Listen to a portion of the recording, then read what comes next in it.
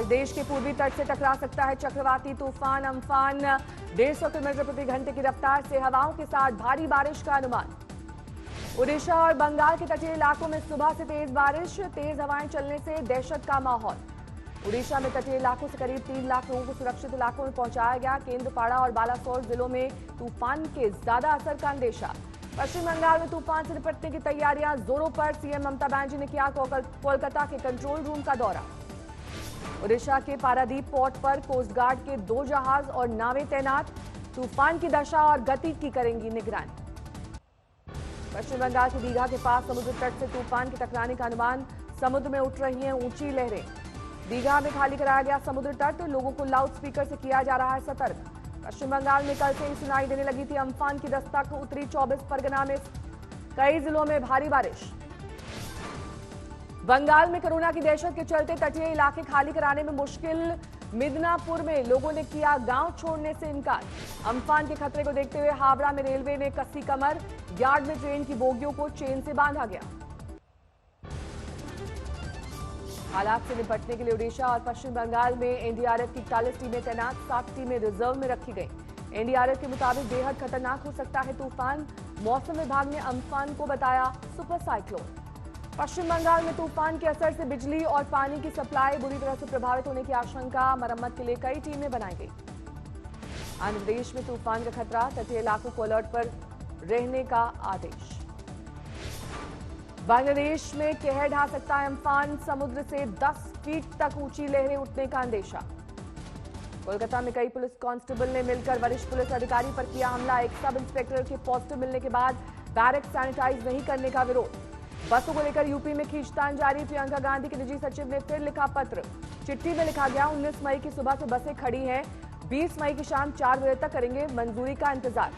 प्रियंका गांधी के निजी सचिव ने लिखा नोएडा गाजियाबाद की तरफ से जाने पर रोका गया। पत्र का नहीं मिला कोई जवाब।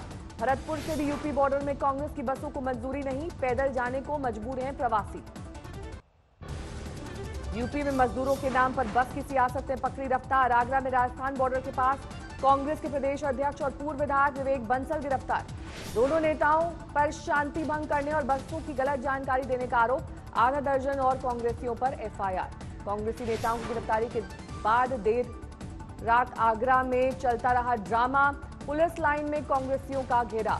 बसों को यूपी में एंट्री देने पर राजस्थान यूपी बॉर्डर पर कांग्रेस नेताओं ने दिया धरना, लेकिन पुलिस को नहीं जमा कराए कागजात।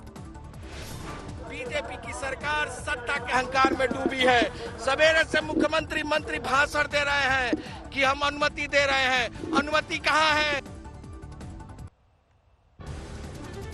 कांग्रेस कार्यकर्ता 100 बसें लेकर नोएडा पहुंचे। पुलिस पर लगाया बसें मजदूरों तक नहीं पहुंचने देने का आरोप। गाजियाबाद बॉर्डर पर खड़ी हैं कांग्रेस की भेजी हुई बसें, नहीं मिली यूपी में एंट्री। कांग्रेस पर बीजेपी ने लगाया सियासत करने का आरोप। कहा पूरी प्रक्रिया के बाद किया जाएगा बसों का इस्तेमाल। कांग्रेस की ओर से दी गई 1049 बसों की लिस्ट में 879 बसें ही जांच में सही पाई गई। बाकी नंबर ऑटो, बाइक और कार के निकले। राजस्थान में फंसे बिहार के मजदूर गहलोत सरकार से नाराज। बसों की राजनीति के चलते यूपी के मजदूरों की ज्यादा पूछ परख का आरोप। देश भर में कोरोना मामलों की संख्या 1,06,000 से ज्यादा। अब तक 3,303 लोगों की गई जान। महाराष्ट्र में सबसे ज्यादा 37,000 मामले। पिछले 24 घंटे में करीब 2,000 मरीज बढ़े। महाराष्ट्र पिछले 24 घंटे में 76 कोरोना पीड़ितों की मौत। सिर्फ मुंबई में 43 ने तोड़ा दम। मुंबई में 24 घंटे में कोरोना के 1,400 से ज्यादा मरीज बढ़े। अब तक 22,700 से ज्यादा मामले। मुंबई के कोरोना अस्पताल में मरीजों को दी जा रही है लाफ्टर थेरेपी। अंताक्षरी समेत कई खेलों से मरीज बहला रहे हैं अपना दिल। गुजरात में कोरोना संक्रमण के मामले 12,000 के पार। अब तक 719 की मौत। गुजरात में 24 घंटे में 395 नए मामले। कोरोना से 25 लोगों ने तोड़ा दम। अहमदाबाद मरीजों की तादाद 8,900 के पार। 24 घंटे में 262 नए मामले। दिल्ली में कोरोना पीड़ितों का आंकड़ा 201 तक पहुंचा। अब तक 79 पुलिसकर्मी स्वस्थ, 1 की मौत। दिल्ली में सीआरपीएफ का एक और जवान संक्रमित। सीआरपीएफ में कोरोना के अब तक 295 मामले, 1 की मौत। उत्तर प्रदेश में दर्ज हुआ कोरोना मामलों का सबसे बड़ा उछाल। मंगलवार को 323 नए मामले। उत्तर प्रदेश में कोरोना के 4,900 से ज्यादा मामले, 123 मरीजों की मौत।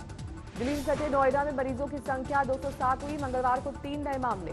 मध्य प्रदेश में 24 घंटे के दौरान 229 नए मरीज। कुल मामलों की संख्या 5000 के पार। एमपी में कोरोना वायरस से 24 घंटे में 6 की मौत। राज्य में कुल मृतकों की संख्या 258। मध्य प्रदेश के इंदौर में सबसे ज्यादा 2600 मामले। अब तक 103 की मौत। भोपाल में कोरोना से 1046 मामले, 39 की मौत। उज्जैन में अब तक 362 केस। कोरोना संकट के बीच इंदौर के लिए अच्छी खबर। शहरी विकास मंत्रालय की रेटिंग में 5 स्टार सिटी का दर्जा। इंदौर में लॉकडाउन के बीच पुलिस पर पथराव। रावजी बाजार में जुलूस भी निकाला गया। लॉकडाउन तोड़ने पर पुलिस की कार्रवाई पर भड़की भीड़। पथराव के मामले में 10 लोगों के खिलाफ एफआईआर। मंदसौर में शहर काजी समेत परिवार के 4 लोगों को संक्रमण। संपर्क में आने वालों की तलाश शुरू। भोपाल में 6 साल की बच्ची ने कोरोना वॉरियर्स को दी अनोखी सलामी। पीएम मोदी के साथ डॉक्टर्स नर्सेज की तस्वीरों वाली पतंगे उड़ाई।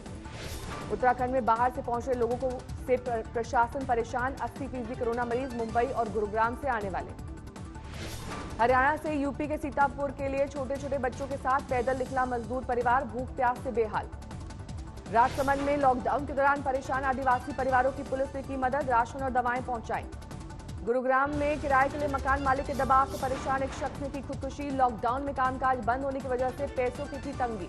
लखीमपुर खीरी में ट्रक के जरिए सैकड़ों श्रमिक पहुंचे घर। महाराष्ट्र के रत्नागिरी से किया 1800 किलोमीटर का सफर।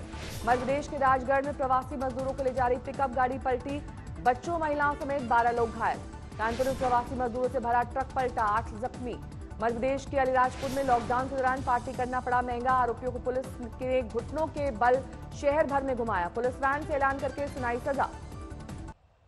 कोची में विशेष विमान से सऊदी अरब से के दम्मम से लौटे भारतीय। कोरोना संकट के चलते वंदे भारत मिशन के तहत हुई घर वापसी। हैदराबाद में बहरीन से पहुंचा एयर इंडिया का विशेष विमान। 175 भारतीयों की घर वापसी। गोवा के पैंजिम एयरपोर्ट पर इटली के फंसे भारतीयों के स्वदेश में स्वागत की तैयारी। 2 विमानों से लौटेंगे करीब 300 लोग। लुधियाना में थाना प्रभारी ने दी कोरोना को मात। संक्रमण के बाद 20 दिन क्वारंटीन में रहकर ड्यूटी पर लौटे। लॉकडाउन में सचिन तेंदुलकर ने बेटे अर्जुन का किया हेयर कट। सोशल मीडिया पर वीडियो वायरल।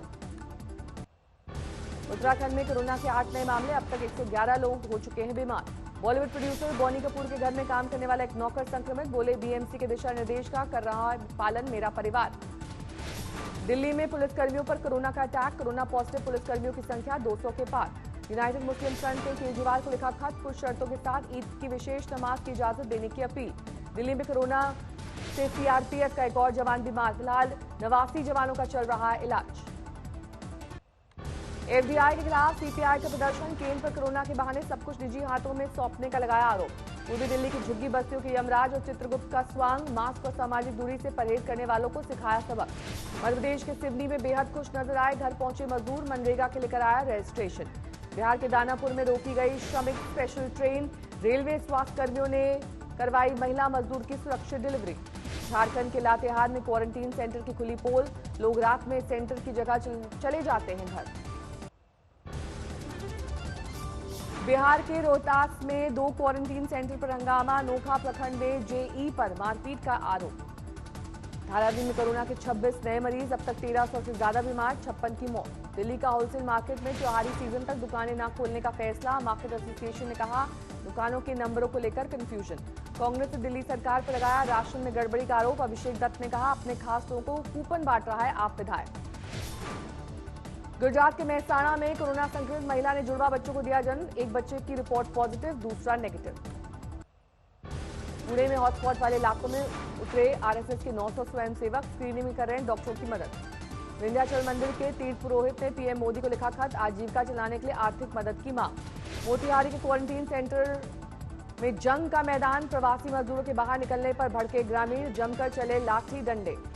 प्रवासी मजदूरों को चोरी छिपे ले जाने वाले ट्रकों पर सख्ती। उन्नाव पुलिस ने वापस लौट रहे आधा दर्जन खाली ट्रक पकड़े।